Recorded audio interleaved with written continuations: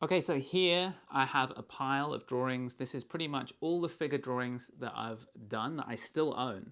And the whole pile is going to go in the bin. So why am I doing this? Let's get into it. My name's Kenzo and this is Love Life Drawing. So if I had all the drawings I had done over the last few years, this pile would be 20 times bigger. It takes a lot of drawings and repetitions to get anywhere with life drawing. I didn't keep them all, I threw most of it away already. These were the ones I kept because they were kind of the best ones I did at the time. And if I look at them now, they all have, you know, a lot of basic mistakes in them, which makes sense because I was learning life drawing as I did most of these. I'm not throwing them away because I hate them because they got mistakes in them. Actually, I have a hand-painted comic book I did as a kid and a skateboard I painted when I was a kid. And at the time, I was super proud of those. They were exactly what I wanted. And so they really represent what I thought was cool and visually interesting. And I came up with characters and stuff for them at the time. And so in that sense, they're a real expression of myself at that time. That's not what this pile reminds me of when I look at it. So when I look at the drawings in this pile, I remember a lot of doubt.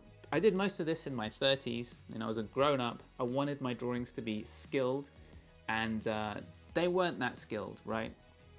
And I really, really wanted them to be. And so when I look at these, I see all that doubt and frustration that I went through along the way.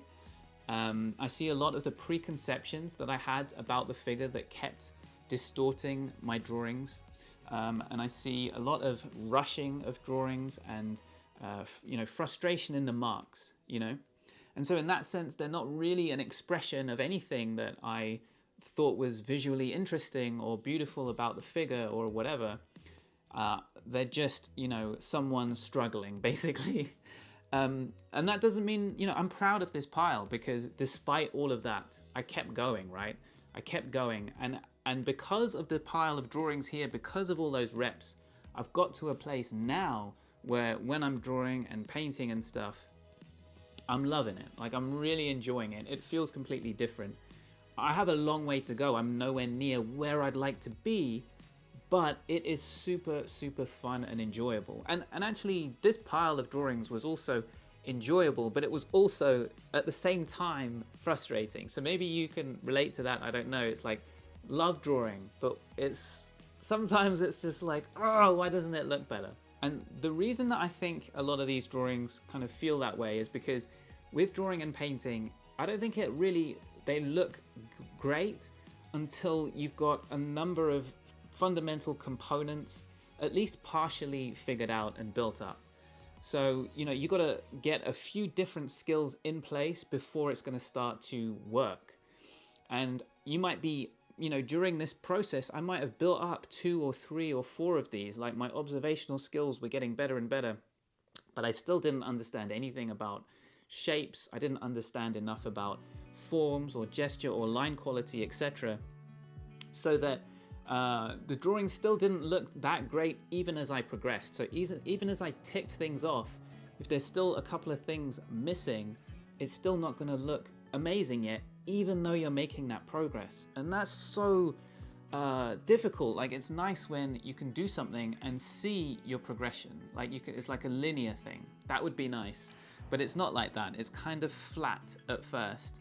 And then once those components are there, that's when it's going to start to work. It's kind of like you plant a tree because you want to get some fruits from it. And for the first, I don't know anything about fruit trees, but I would imagine that for the first few years, you got to water it and tend to it and take care of it. And you get no fruits out of it, right? It's like a real investment of time. But then once it's grown, it's going to start to bear fruit for you. And then it's going to get bigger and stronger and just bear fruit for you for the rest of your life. And I think that's kind of what drawing and painting is like. You put in these slightly frustrating hours, you don't get much fruit back. For a while, it could be a year or 2 years. For me, it's like, I don't know, 10 years or something. But then once it's built, once it's there, once those basics are all built up, you're going to start to get some fruit, and then you're going to keep progressing, and you're just going to enjoy those fruits for the rest of your life. And that's kind of, I feel like my tree is kind of bearing fruit now, and I'm really, really excited to enjoy those for the rest of my life and hopefully progress way, way more. If I could go back in time to my previous self, I would tell him two things. So one would be, not every drawing, in fact, during this learning phase, none of the drawings are going to be a work of art. They don't have to look good. They just have to teach me something. So all the value of this pile of drawings, it's not this pile of art that's expressing myself, etc. All the value from them is hopefully in me, right? It's in my brain, in my eyes, in my arm. Like, I've hopefully gained these skills from these, and that's what the value is. That's why I feel like I can chuck them in the bin, because all the value of them is in me. I'm not going to throw, myself in the bin. I'm going to throw these in the bin. At the time, though, I thought that everything had to be this beautiful work of art, otherwise I didn't have talent. And so that's why it was so frustrating. Whereas if I had just been a bit more like, it doesn't really matter, it's just reps, it's just exercise, trying to build muscles to eventually be able to do the stuff I want to do, then I think it would have been a much less difficult process. That's good.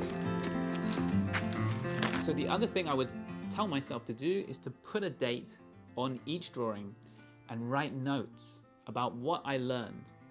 And by doing that, I think I would really put myself into the right mindset, because I would understand that this drawing, it doesn't have to be a work of art. It's just a step in a process, a learning process. And I'm putting a date on it because I know that when I come back in a couple of years or in a year, I'm going to want to see that date and be like, man, on that date, this is how I drew. I can draw so much better now. So that's why I would put dates on stuff as you go, because you know you're going to get better than this. And then the other thing is with the notes, then you really understand, how does this drawing fit into your overall learning? So dates and notes. And if I had dates and notes on these, I wouldn't throw them away. They'd be like this documentation of the learning process. But instead of that, it's just this big random pile of just drawings, and so it doesn't really mean much to me now, so it's going to go in the bin. So I've been working on something called the Foundations Challenge. It's a 10-day challenge. It's not like a specific 10 days of the year. It's anytime you want to do it, you can do it.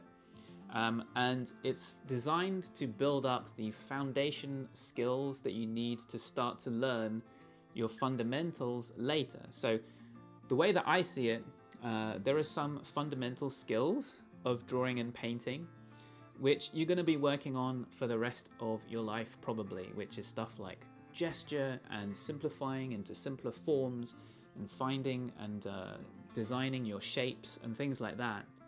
But before you can really work on those fundamentals, I think you need some even more foundational skills, and that's kind of what this first 10-day challenge is designed to do.